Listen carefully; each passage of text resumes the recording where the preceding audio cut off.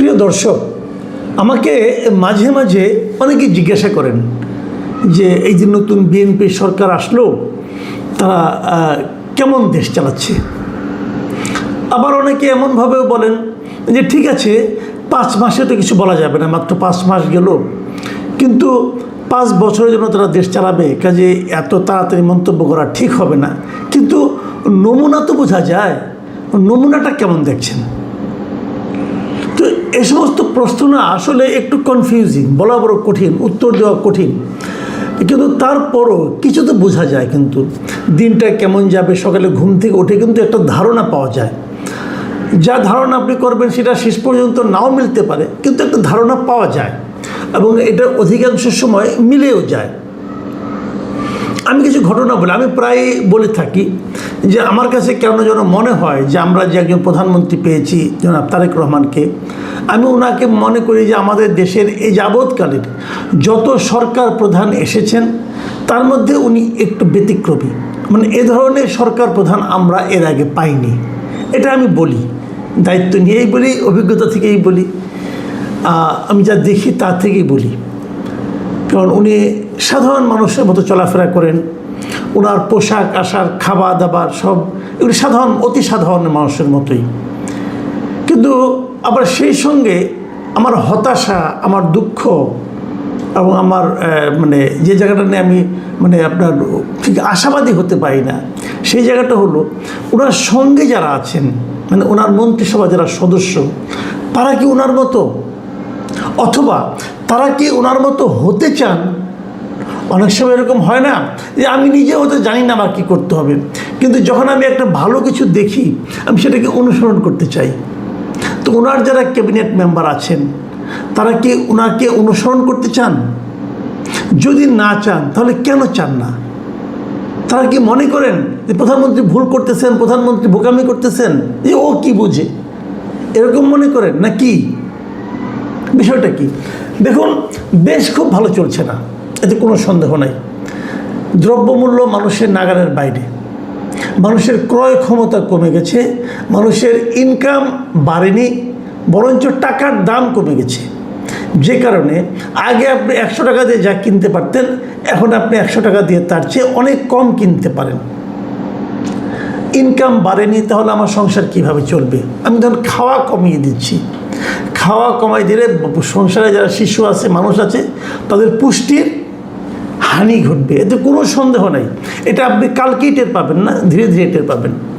কিন্তু আমি যেটা বলছিলাম যে তার মধ্যে একটা সান্ত্বনা থাকে, যদি আমি দেখতাম যে আমার মন্ত্রীরা চেষ্টা করছেন, আমার মন্ত্রীরা আমাদের কথা ভেবে আমাদেরকে ফিল করার চেষ্টা করছেন, আমাদেরকে উপলব্ধি করার চেষ্টা করছেন যে আমরা কত কষ্টে আছি, সেভাবে তারা চলবেন।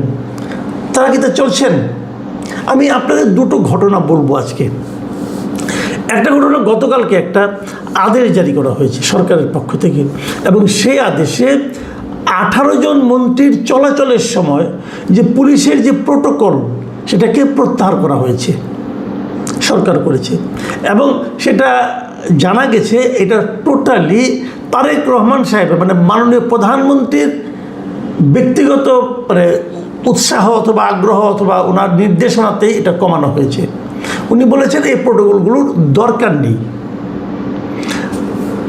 তার 18, এই যে আমরা দেখি না রাস্তাতে যখন মন্ত্রী চলাচল করেন, তার সামনে পেছনে গাড়ি থাকে, অনেক গাড়ি হুইসেল বাজে বাজে যায়, এবং সেখানে পুলিশের বিভিন্ন র্যাঙ্কের বেশ কয়েকজন লোক থাকে, হ্যাঁ, এবং তাদের দায়িত্ব হলো মন্ত্রীকে ঠিকঠাক মতো তার গন্তব্যে পৌঁছে দেওয়া, এবং সারাক্ষণ তারা মন্ত্রীর সঙ্গেই থাকেন। মন্ত্রী যখন ঢাকায় থাকেন তখনও থাকেন, যখন ঢাকার বাইরে যান তখনও যান। ওনারা মন্ত্রীকে নিরাপত্তা দেন। ভাবখানা এমন, আমাদের মন্ত্রীরা গণশত্রু, একে একে গেলে মানুষ তাদের মেরে ফেলবে, কাজে মানুষের এই তারা যাতে নাকি মারতে না পারে, এই জন্য তাকে নিরাপত্তা দেওয়ার দরকার। আচ্ছা ভাবুন তো, আজকে থেকে 1 বছর আগে এখন যারা এরকম নিরাপত্তা পাচ্ছেন, তারা কি ঢাকা শহরে চলাফেরা করতেন না? তারা কি তখন নিরাপদ ছিলেন? তাদের উপর কোনো হামলা হয়েছে?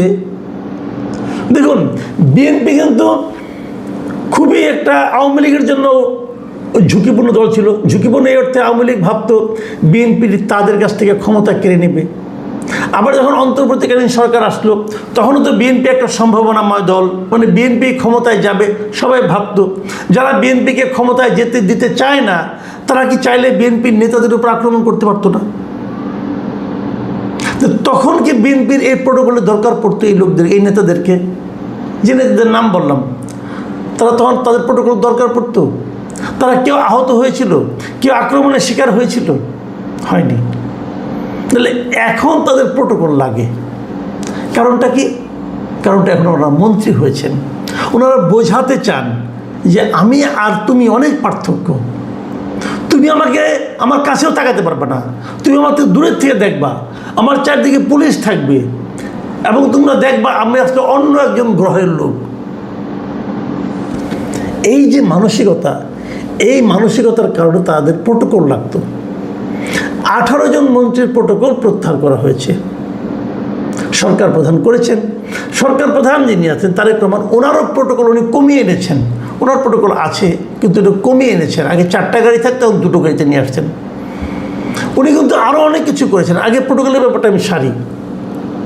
তাহলে এই 18 জন মন্ত্রী বাদ হয়ে গেল, কিন্তু সব মন্ত্রী কিন্তু বাদ হলো না। তারপরেও 6 জন মন্ত্রী প্রোটোকল পাবেন এবং 6 জন মন্ত্রীর সঙ্গে একজন উপদেষ্টা, মানে যিনি জনগণের একটা ভোটও পান নাই, যিনি কোনো ভোটই পান নাই, যিনি প্রধানমন্ত্রীর বদান্যতায় উপদেষ্টা হয়েছেন, যিনি ইউনিভার্সিটির টিচার ছিলেন। এখন ওনার প্রোটোকল লাগবে। ওনাকে পুলিশ পাহারা না দিলে উনি নিরাপদ বোধ করবেন না। এই একজন উপদেষ্টা, এই 7 জন প্রোটোকল পাবেন এখন। মানে ব্যাপারটা কী দাঁড়াচ্ছে আলটিমেটলি ভাবুন। যাদের বাদ দেওয়া হয় যাদের কথা বাদ দিই, যারা পাবেন এখন এত কিছুর পরেও যারা পাবেন তারা কারা কারা আমি বলি আপনাদেরকে। এখানে হলো প্রধানমন্ত্রী তারেক রহমান সাহেব আছেন, উনি পাবেন। স্বরাষ্ট্রমন্ত্রী সালাউদ্দিন আহমেদ পাবেন। এলজিআইডি মন্ত্রী মির্জা ফখরুল ইসলাম আলমগীর, বিদ্যুৎ ও জ্বালানি মন্ত্রী ইকবাল হাসান মাহমুদ টুকু, অর্থমন্ত্রী আমির খুসরু মাহমুদ চৌধুরী, সমাজ কল্যাণ ও মহিলা ও শিশু বিষয়ক মন্ত্রী অধ্যাপক ডক্টর AZM জাহিদ হোসেন, পররাষ্ট্রমন্ত্রী ডক্টর খলিলুর রহমান এবং মন্ত্রী পদমর্যাদার পরিকল্পনা উপদেষ্টা রাশেদ আল মাহমুদ তিতুমির। তো এই কয়জন পাবেন, আর বাকি মন্ত্রীদের কোনো প্রোটোকল দেওয়া হবে না। তবে তারা যদি ঢাকার বাইরে যখন যাবেন তখন প্রোটোকল দেওয়া হবে।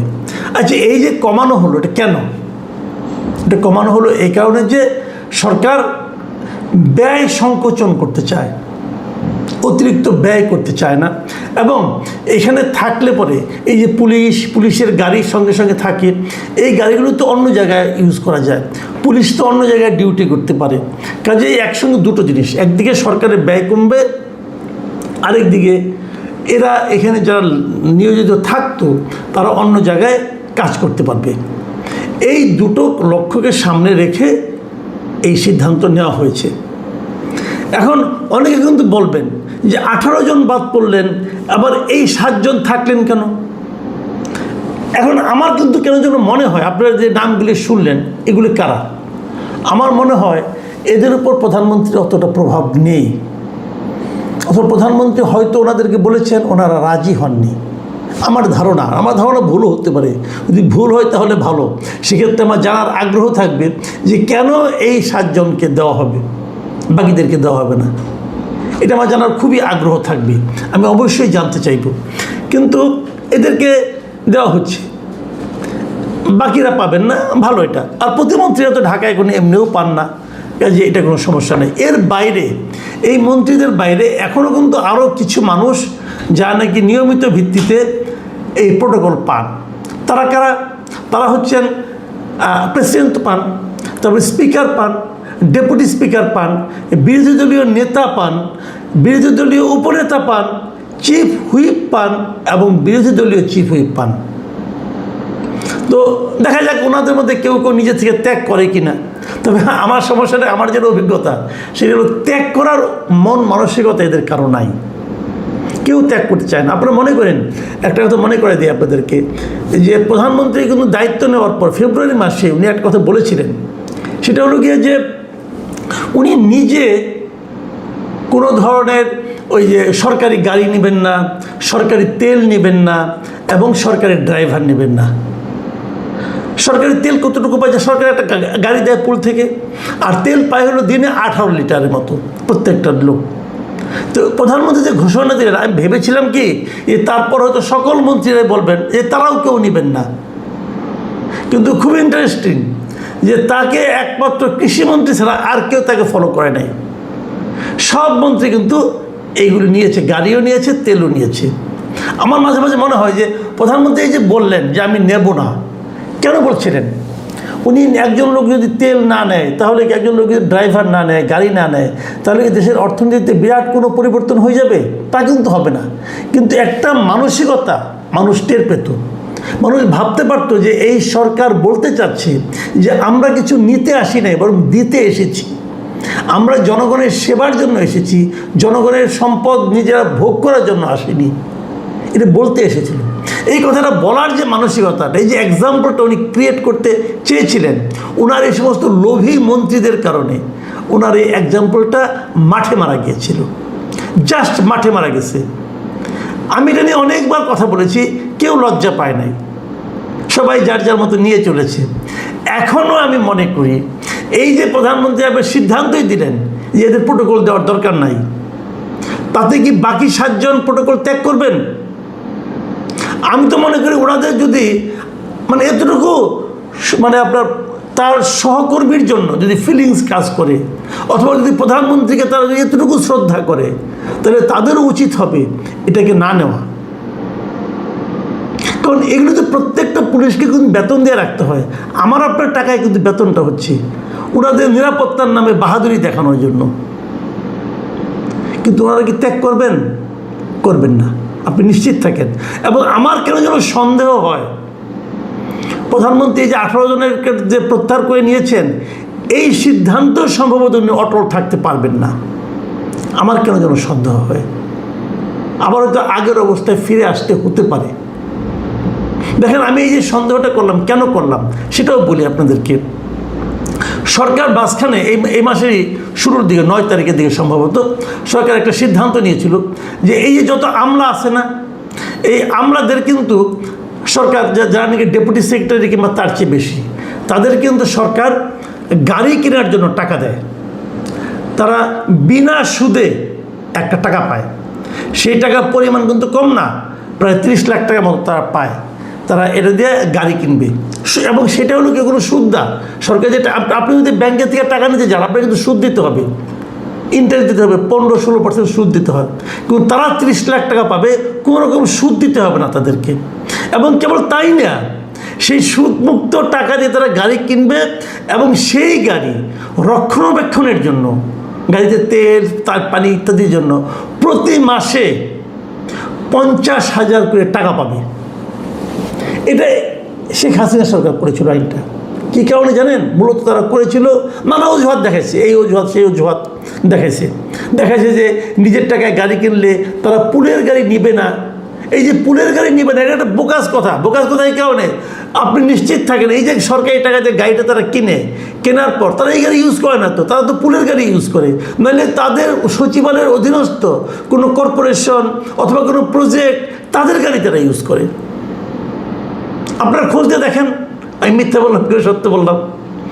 এবং বিনা সুদে নেওয়া 30 লাখ টাকা দিয়ে গাড়ি কিনে, এবং সেই গাড়ির জন্য প্রতি মাসে 50,000 করে টাকা নেয়। টাকাটা কার ভাই? এটা একটা কার? আপনি যদি অন্যভাবে ভাবেন, আমি আপনাকে আরেকটা উদাহরণ দিয়ে বলি। আপনার একটা মনে করেন বিশাল বাড়ি আছে, সেই বাড়ির রক্ষণাবেক্ষণ করার জন্য, অথবা বাজার করার জন্য, অথবা পাহারা দেওয়ার জন্য আপনি কিছু লোক রাখছেন, বেতন দিয়ে রাখছেন। এখন তারা বলতেছে তারা তাদের গাড়ি কেনার জন্য, তারা তাদের জিনিসপত্র কেনার জন্য বিনা সুদে টাকা নেবে, তারা কোনো সুদ দেবে না, টাকা নেবে। এবং সেই জিনিসগুলোকে মেনটেন করার জন্য তারা আবার ভাতা পাবে। আর আপনি যে মালিক, আপনি কিছু পাবেন না। আপনি যখন ব্যাংকে থেকে টাকা নিতে যাবেন, আপনাকে সুদ দিতে হবে। মালিকের চেয়ে ভৃত্যের পাওয়ার বেশি। সমাজে যখন মালিকের চেয়ে চাকরের পাওয়ার বেশি হয়ে যায়, তখন যে দুরবস্থাটা হয়, আমাদের দেশের দুরবস্থার পিছনে এটাই কারণ। এই প্রধানমন্ত্রী কিন্তু চেয়েছিলেন এই গাড়ির লোনটা বন্ধ করবেন, উনি চেয়েছিলেন এই 50,000 টাকা করে দেওয়া বন্ধ করবেন, প্রথমে এটাকে স্থগিত করেছিলেন, পরে এটা 50 থেকে কমিয়ে 25-এ আনতে চেয়েছিলেন, পারেননি। প্রধানমন্ত্রী আমলাদের কাছে পরাজিত হয়েছিলেন। এরা এইভাবেই জেকে বসেছে সোসাইটির উপর, যে এরা যেভাবে চাবে সেভাবে দেশ চলবে। প্রধানমন্ত্রী তো ঠুটো জগন্নাথ, তারা তো কোনো ক্ষমতাই তো নাই। উনি একটা নির্দেশনা দিলেন, সেটা বাস্তবায়ন না করার জন্য যত রকম যুক্তি লাগে এরা দেখিয়েছে, এবং তারা প্রধানমন্ত্রীর নির্দেশ অমান্য করে ছেড়েছে, এবং 1 সপ্তাহের মধ্যে করে ছেড়েছে। এখন প্রধানমন্ত্রী চাচ্ছেন প্রোটোকল কমাবেন, পুলিশ প্রোটোকল। আমার ধারণা পারবেন না ভাই। প্রধানমন্ত্রী এবারে টের পাবেন যে বাংলাদেশ কেমন জায়গা, বাংলাদেশের রাজনীতিবিদরা কত স্বার্থপর, এদেশের আমলারা কত স্বার্থপর, সেটা তো এরই মধ্যে নিশ্চয়ই চোখের পানি ভিজিয়ে উনি টের পেয়েছেন। আমি জানি না এদেশের ভবিষ্যৎ কী, আমি জানি না আমরা এদের কবল থেকে কখনো মুক্ত হতে পারবো কি না। আমি যদি দেখি আগামী কয়েকদিনে যে এই 7 প্রভাবশালী মন্ত্রী তারাও প্রোটোকল ত্যাগ করেছেন, তাহলে আমি বুঝবো তারা প্রধানমন্ত্রীকে হয়তো মান্য কিছুটা করেন। আর যদি না দেখি, তাহলে সে হতাশা নিয়ে আমাদের চলতে হবে। দেশ, মানুষ কষ্টে থাকবে, কিন্তু একজন লোককে দেখে তো মানুষ শান্তি পেতে চায় যে উনি কিছু করার চেষ্টা করছেন, সেই শান্তিটাও এরা আমাদের কাছ থেকে কেড়ে নেবে। প্রিয় দর্শক, এখানে পর্যন্তই। আল্লাহ হাফেজ।